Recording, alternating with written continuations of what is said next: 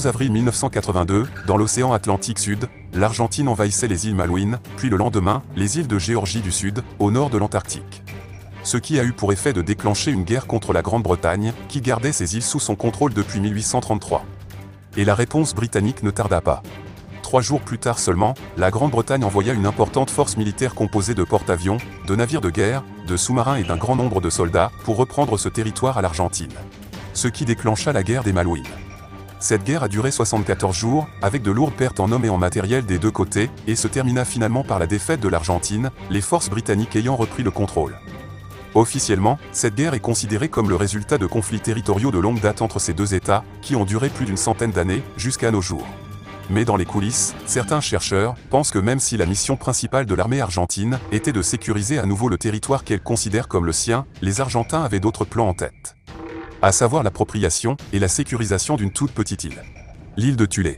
Un endroit très intéressant que les Britanniques ont détenu pendant près de 140 ans. Mais pourquoi cette île était-elle si spéciale ?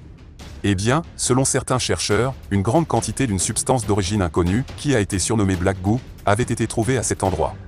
Une mystérieuse substance qui se trouvait dans une base souterraine secrète, contrôlée par des extraterrestres. Et cette histoire plus qu'étrange, va nous emmener dans des endroits vraiment inattendus. Bonjour, bienvenue sur La Vérité est ailleurs.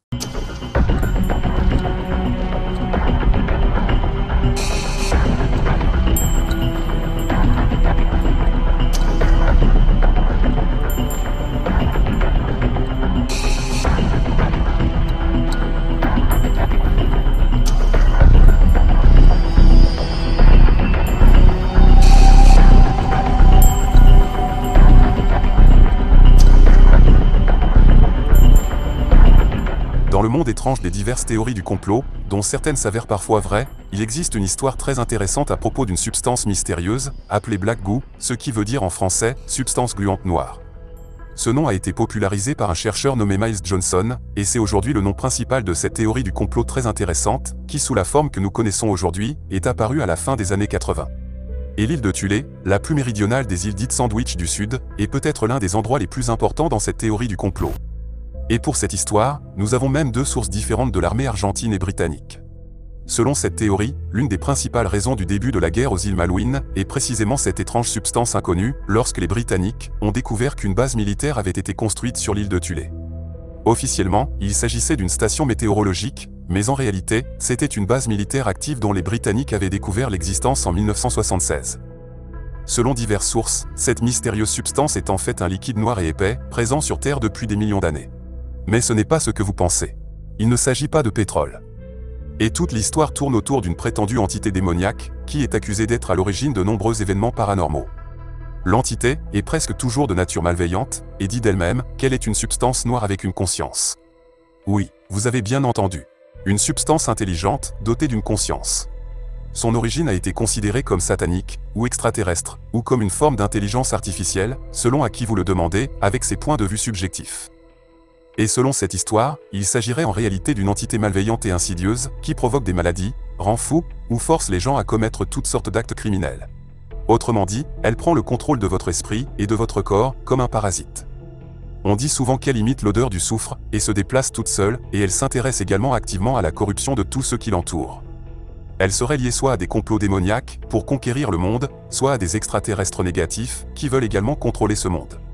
Certaines théories évoquent également une forme d'intelligence artificielle, ou une arme secrète prétendument utilisée par les Illuminati. Et nous aborderons les liens vers de récentes découvertes scientifiques modernes, dans la deuxième moitié de la vidéo d'aujourd'hui. On dit aussi souvent que cette mystérieuse substance sort de fissures dans le sol, mais il existe également des rapports inquiétants, indiquant qu'elle tombe parfois aussi du ciel. Elle arriverait même sur Terre depuis l'espace, via des météorites. Certains témoins ont même affirmé que cette substance noire se matérialise parfois de nulle part. Où qu'elle apparaisse, malaise et maladies la suivent. Souvent, lorsqu'elle tombe du ciel, cela provoquerait des maladies animales et humaines. Et si elle échoue sur une plage, elle peut entrer en contact avec la peau des gens et causer des dommages physiques et mentaux. Un exemple de ce phénomène mondial dont beaucoup parlent est celui de cas présumés au Venezuela et du phénomène appelé la mancha negra. Une étrange substance noire qui terrorise les rues de la ville et les habitants de Caracas et qui est apparue pour la première fois en 1986. Depuis son apparition, elle aurait causé de nombreux accidents de voiture et fait des milliers de morts. Ces morts seraient principalement dues aux routes glissantes, couvertes de cette étrange substance. Qu'il s'agisse d'une fuite de pétrole, d'activités extraterrestres ou d'un sabotage politique, nous qualifierons cela de mystère. Un mystère qui n'est toujours pas résolu, car il n'existe toujours pas d'explication définitive sur ces faits étranges. Depuis toutes ces années, il existe toutefois 2 théories officielles pour décrire la Mancha Negra. Il s'agirait des effets d'un mauvais asphalte, donc des routes mal goudronnées, ou les effets de fuite de pétrole provenant de réserves souterraines. C'est peut-être vrai, mais imaginez s'il s'agissait vraiment d'une sorte de goudron intelligent, doté d'une conscience maléfique, qui apparaît un peu partout sur Terre depuis toutes ces années. Il serait très difficile de le révéler au public, car cela provoquerait une panique de la population. Donc si cette information est vraie, on comprend rapidement pourquoi elle est toujours gardée secrète. Bien sûr, il existe encore d'autres théories qui circulent sur l'origine de cette substance, et toutes ces histoires étranges sont devenues une source d'inspiration pour de nombreux films et séries télé, et depuis les années 90, ce sujet est apparu pour la première fois au grand public, sous la forme d'un liquide mystérieux et inconnu dans la série X-Files, qui est mentionné comme étant une sorte de virus inconnu. Un virus extraterrestre, avec lequel des groupes humains secrets font des expériences. Mais revenons à la guerre des Malouines. Peu de temps après la fin de la guerre, qui s'est officiellement terminée le 14 juin 1982, les Britanniques ont lancé une opération spéciale de 2 jours, nommée Opération Keyhole. Cette opération, effectuée les 19 et 20 juin 1982, visait à reprendre l'île de Thulé, la plus méridionale des îles Sandwich du Sud. Cette toute petite île est située à l'extrême sud de l'océan Atlantique, à une distance presque égale entre l'Argentine et l'Antarctique. Mais comme vous pouvez le constater, les Britanniques, qui se trouvent à plus de 8000 km de là, voulaient absolument reprendre le contrôle de cette île spécifique. Intéressant. 3 navires, 6 hélicoptères et 2 escadrons de soldats furent chargés de sécuriser cette île et d'expulser les Argentins qui s'y trouvaient encore et avaient leur propre base. Et c'est cette histoire étrange, à laquelle nous allons maintenant nous intéresser, selon un témoignage qui a été partagé publiquement sur Internet. Il s'agit d'un ancien membre du corps du génie royal et un vétéran de la guerre des Malouines, un soldat se faisant appeler John, qui affirme avoir participé à cette étrange opération. Vous pouvez visionner l'intégralité de son témoignage dans cette vidéo YouTube, mais j'ai retenu pour vous les éléments les plus intéressants. Ce témoin, qui a révélé ces informations en 2017, est donc un soldat britannique de l'époque qui participait aux opérations et affirme qu'à leur arrivée sur cette île, ils ont dû affronter des conditions météorologiques extrêmes, avec des températures de l'air atteignant -20 degrés, et avec des vents très forts. Arrivés sur place, ils ont trouvé un groupe d'une dizaine de personnes, dont 3 avaient un accent américain. Il a donc pensé qu'il s'agissait bien d'Américains. Ce groupe de personnes se trouvait dans une base militaire appelée Corbeta Uruguay, une base établie par les forces armées argentines en 1976, sur l'île de Thulé, qui ressemblait à ceci à l'époque et qui ressemble maintenant à cela aujourd'hui. Car après l'évacuation de l'île, la base a été en grande partie démolie par les Britanniques. On comprend donc alors vite pourquoi cet homme affirme avoir fait partie d'une unité chargée de sécuriser l'ouverture d'une grotte située juste à proximité. En entrant dans cette grotte, il réalisa qu'il s'agissait d'une immense base souterraine, dotée d'une grande entrée, où l'on pouvait, selon lui, garer plusieurs voitures. En entrant, son unité vit des parois de glace, qui semblaient avoir été sculptées, et le sol était également fait de glace, avec des sillons qui empêchaient de glisser. Celui-ci semblait avoir été fabriqué artificiellement, et la glace était d'une couleur bleuâtre. Même s'il faisait très froid dehors, et que la température était descendue à -20 degrés, avec des vents très forts, ils ont remarqué qu'à l'intérieur de la grotte, il faisait encore beaucoup plus froid. C'était comme s'il y avait un système de refroidissement supplémentaire, qui reflétait des températures encore plus basses que celles de l'extérieur. Et John affirme qu'ils ont eu beaucoup de mal à marcher à l'intérieur de cette grotte, car il faisait tellement froid, que leurs poumons leur faisaient mal quand ils respiraient. Mais le plus intéressant dans son témoignage, c'est ce que cet homme et son unité ont réellement trouvé dans cette grotte, apparemment artificielle. À l'intérieur, ils ont trouvé une quarantaine de conteneurs inhabituels. Ces conteneurs, mesurés environ 1 mètre de haut, étaient de la même couleur bleutée que les parois de la grotte, et ils étaient tous reliés entre eux. Il a dit qu'ils n'étaient pas reliés par des tuyaux, mais plutôt par un système d'accrochage inhabituel, qui les reliait les uns aux autres, un peu comme une sorte de puzzle. C'était la description la plus proche qu'il a pu trouver. Il n'était pas fait de métal, ni d'un autre matériau similaire, mais plutôt de ce qu'il a pensé être une sorte de plastique. En tout cas, en apparence, car son unité n'était chargée que de la sécurisation du site, et on ne lui a pas expliqué de quoi il s'agissait exactement. Ils ont donc spéculé entre eux qu'il pouvait s'agir d'une sorte de réservoir de pétrole. Mais c'était très étrange, car ils n'avaient jamais rien vu de tel. Et pourquoi ces supposés réservoirs de pétrole, de forme très inhabituelle, seraient-ils situés dans une grotte artificielle, où il faisait encore plus froid qu'à l'extérieur? Cela n'avait aucun sens. Plus tard, une autre équipe est arrivée sur place et a commencé à transporter ces conteneurs sur des camions semi-chenillés qui se sont ensuite dirigés vers leur navire. L'ensemble de la procédure de transport et d'embarquement a pris plusieurs heures. Et c'est là que dans cette histoire d'aujourd'hui, intervient un détail clé. Car John affirme qu'un de ses collègues a réussi à ouvrir l'un de ces étranges conteneurs pour y jeter un coup d'œil. Il a prétendu avoir vu un liquide épais noir qui a commencé à changer de forme lorsqu'on l'observait. Cette mystérieuse substance semblait être consciente qu'elle était observée et réagissait à l'observateur en commençant à s'approcher. Mais cet homme n'est apparemment pas resté assez longtemps pour voir ce qui allait se passer. Car il a bien sûr rapidement recellé ce conteneur. Une quarantaine de conteneurs ont donc ensuite été chargés sur leur navire et expédiés en Grande-Bretagne, puis John et ses collègues ont suivi les procédures standards que vous avez souvent entendues. Vous n'avez rien vu et rien ne s'est passé. Et quand ils ont quitté l'île, les Britanniques et les individus qu'ils pensaient être des Américains ont miné la base militaire et ont tout fait exploser. Ce qui, à en juger par ces photos, est ce qui s'est réellement passé. Des années après cet incident, des gens de l'armée de l'air argentine se sont manifestés pour en parler au chercheur ufologue et spécialiste en exopolitique, David Griffin. Ce dernier a déclaré que de 1976 jusqu'au déclenchement de la guerre des Malouines en 1982, il avait eu le sentiment que des forces invisibles, ou certains individus, orientaient des politiques étrangères obscures. Et il a estimé que l'Argentine, mais aussi la Grande-Bretagne, étaient parfaitement conscients de la dimension extraterrestre de cette base souterraine. Avant leur arrivée à cette base opérationnelle, les Britanniques ont bombardé l'île pour y déloger les forces spéciales argentines. Après avoir récupéré les mystérieux conteneurs, ils ont également détruit cette installation extraterrestre souterraine qui était exploitée, semble-t-il, par des êtres à la peau bleue depuis la Première Guerre mondiale. Et ces êtres étranges travaillaient sur ce mélange noir à l'intérieur de cette grotte, dont le froid intense qui y était maintenu était donc absolument nécessaire. Car seules ces températures extrêmement basses semblaient neutraliser cette mystérieuse substance goudronneuse dotée d'une conscience maléfique. En fait, ces êtres essayaient de trouver un moyen de la désactiver définitivement, car elle pouvait devenir une arme extrêmement dangereuse et pouvait détruire toute vie biologique sur cette planète. Mais toutes ces incroyables affirmations sont-elles exactes? Jusqu'à présent, on ne connaît qu'un seul témoin qui affirme avoir personnellement participé à ces événements sur l'île de Thulé. Il s'agit donc d'un ancien soldat qui aurait participé à ces opérations militaires secrètes. Bien sûr, nous ne pouvons pas le vérifier, mais étrangement, il est intéressant de noter que parmi les nombreux documents relatifs à la guerre des Malouines, seuls ceux concernant les activités sur l'île de Thulé sont restés classifiés. Des documents qui auraient dû être rendus publics il y a plusieurs années déjà. Et une dimension supplémentaire s'ajoute à cette théorie du complot, certes très inhabituelle, selon laquelle une entité extraterrestre, sûrement liée à cette mystérieuse substance, résiderait également en Antarctique. Il est intéressant de noter que l'île de Thulé est très proche de l'Antarctique. Et comme vous le savez, l'Antarctique est un continent très mystérieux, un territoire interdit, où des événements très étranges s'y déroulent régulièrement. Ce qui est sûr, c'est que si les Britanniques ont réellement mis la main sur une telle substance sur l'île de Thulé, ils ont dû rapidement la rapporter en Grande-Bretagne. Et ils ont probablement dû commencer à travailler dessus en faisant des recherches. Ce genre de recherche secrète a certainement dû être mené pendant des années par une société britannique, appelée Marconi. Il est certain qu'à l'époque, cette société travaillait également sur des documents classifiés, comme c'est le cas aujourd'hui. Après la guerre des Malouines et les histoires de l'île de Thulé, des événements très sombres ont commencé à se produire.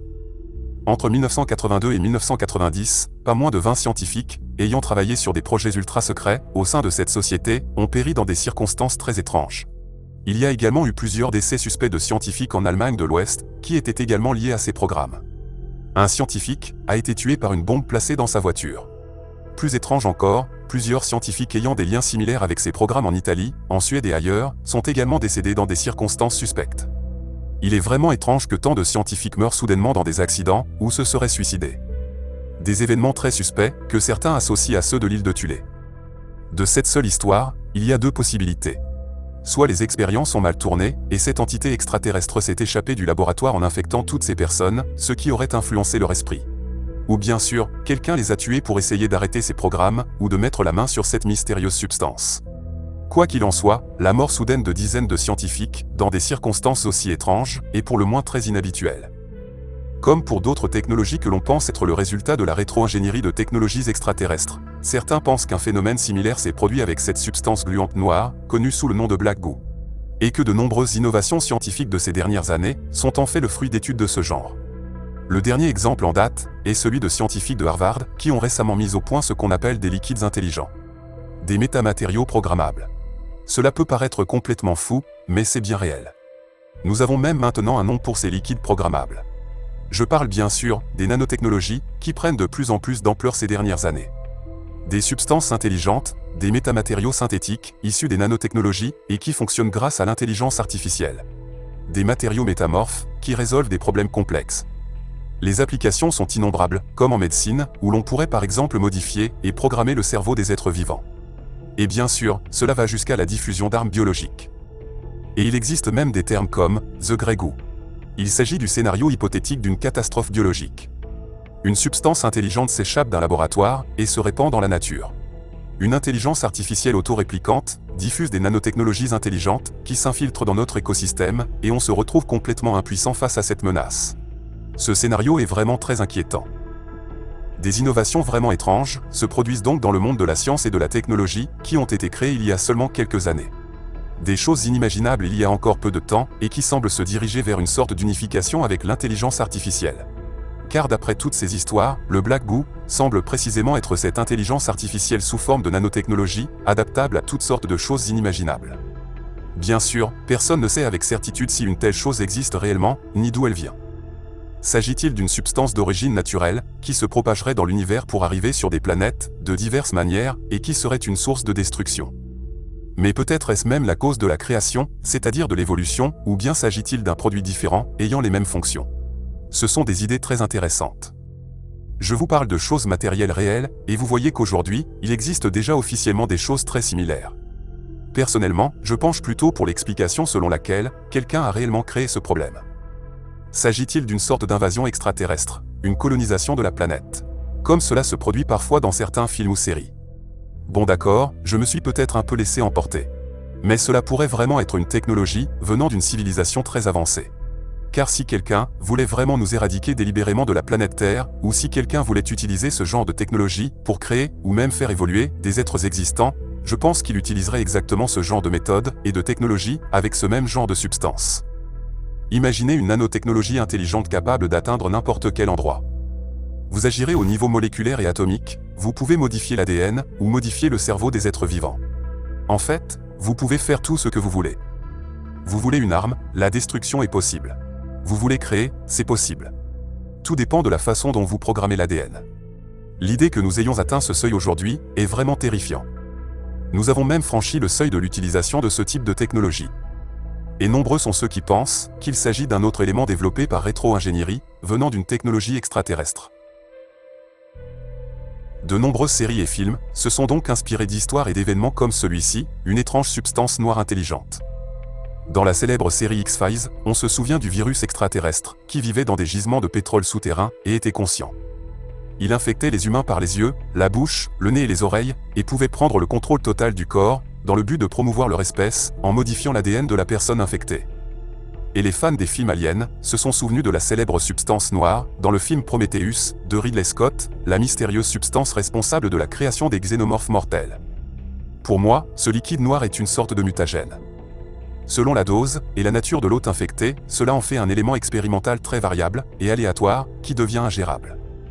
Même une seule petite goutte de cette substance dans le corps d'un être humain peut déjà avoir des conséquences graves sur l'organisme, comme la démence. Vous savez que les films nous présentent souvent de nouveaux faits et de nouvelles technologies qui dans un premier temps paraissent impossibles, mais qui finissent toujours par devenir réalité. Oui, ce film Prometheus, comme beaucoup d'entre vous le savent déjà, est très intéressant car il est un exemple parfait de l'utilisation de telles substances. Depuis la destruction jusqu'à la création d'une nouvelle vie au niveau moléculaire sur une planète particulière. Comme dans cette scène où l'un de ces extraterrestres se sacrifie en buvant ce type de substance afin de déclencher des processus évolutifs dans la nature de cette manière. Cette même substance peut donc entraîner un génocide et une destruction massive, pouvant anéantir des populations entières sur une planète, selon la façon dont cette substance intelligente est programmée. Vous pouvez accélérer l'évolution, l'arrêter, la modifier, ou tout ce qui vous vient à l'esprit. Et l'histoire de cet agent pathogène noir s'intègre parfaitement dans tous ces scénarios. Grâce à de telles substances, vous pouvez réaliser des créations biologiques incroyables et nouvelles, mais vous pouvez aussi bien sûr les utiliser comme des armes biologiques extrêmement destructrices. Eh bien, un peu plus de 40 ans se sont écoulés depuis ces événements présumés sur l'île de Thulé, et des scènes comme celle-ci, tirées du film Prometheus. Eh bien, je suis un peu inquiet, car si nous avons vraiment des choses comme ça aujourd'hui, que se passera-t-il dans les 40 prochaines années? Il est déjà inquiétant de voir que l'on pourrait utiliser ce type de technologie en médecine, car c'est là qu'elle serait le plus mise en avant. Mais ce qui est le plus inquiétant, c'est sa possible utilisation à des fins néfastes, comme l'armement. Comme je l'ai dit dans une vidéo précédente, l'intelligence artificielle serait sur le point de développer sa propre conscience. Et cela pourrait même arriver très vite, dans quelques années seulement, selon de nombreux experts. Je rappelle qu'en moins de 150 ans, nous sommes passés de la bougie, du cheval et de la charrette, à l'électricité, puis aux ordinateurs quantiques, et à la nanotechnologie intelligente, ouvrant des perspectives inimaginables. Je pense que beaucoup de gens ne sont même pas conscients du fait qu'il ne s'agit pas d'un saut normal dans le développement naturel de la technologie humaine, sur une période de temps aussi courte. Parce qu'il faut être réaliste, notre monde moderne, avec toutes ces technologies incroyables, n'a pas vu le jour au cours des 100 dernières années, mais en moins de 40 ans. Mais alors, d'où viennent toutes ces choses ? Eh bien, des lanceurs d'alerte se sont exprimés haut et fort sur ce sujet depuis longtemps. Ces technologies n'étaient pas les nôtres, et l'histoire de l'île de Thulé, comme toutes les choses étranges qui se passent dans le désert froid de l'Antarctique, n'est qu'une petite partie d'une mosaïque de l'histoire et des événements du passé dont nous commençons seulement à percer le mystère. Et pour conclure cette vidéo, une petite info intéressante sur une découverte très étrange qui a eu lieu récemment. Une découverte aussi troublante que fascinante, qui a de nouveau enflammé l'imagination des fans des films aliens et de la série X-Files. En effet, une étrange boue noire, d'apparence semblable à du goudron, a été découverte sur un navire de recherche qui a accosté à Cleveland, dans l'Ohio. L'histoire a commencé à l'automne dernier, sur le lac Erie, lorsque le navire Blue Heron a subi des problèmes mécaniques et qu'il a été retiré de l'eau pour une inspection à sec. Et c'est à ce moment-là que le capitaine remarqua qu'une étrange substance noire et visqueuse suintait de la gouverne de direction, ce qui serait passé inaperçu sans l'inspection approfondie. Intrigué, il a demandé l'aide de scientifiques de l'université du Minnesota. La première chose qui a attiré l'attention des enquêteurs est que la substance ne laissait pas d'éclat sur l'eau et ne brûlait pas lorsqu'elle était incendiée. Après les tests, l'équipe a détecté environ 20 séquences d'ADN, dont la plupart d'entre elles correspondaient à des micro-organismes connus, mais d'autres se sont avérées beaucoup plus énigmatiques. Et l'une d'entre elles était une séquence ADN complètement nouvelle et inconnue des scientifiques. Pour l'instant, ce mystérieux organisme unicellulaire a reçu le nom provisoire de Chip-Guin. Pourrait-il s'agir d'un ADN d'origine extraterrestre? C'est bien sûr la question que vous vous posez, car vous êtes sur La Vérité est ailleurs, un endroit où la vérité semble parfois plus étrange que la fiction. À bientôt.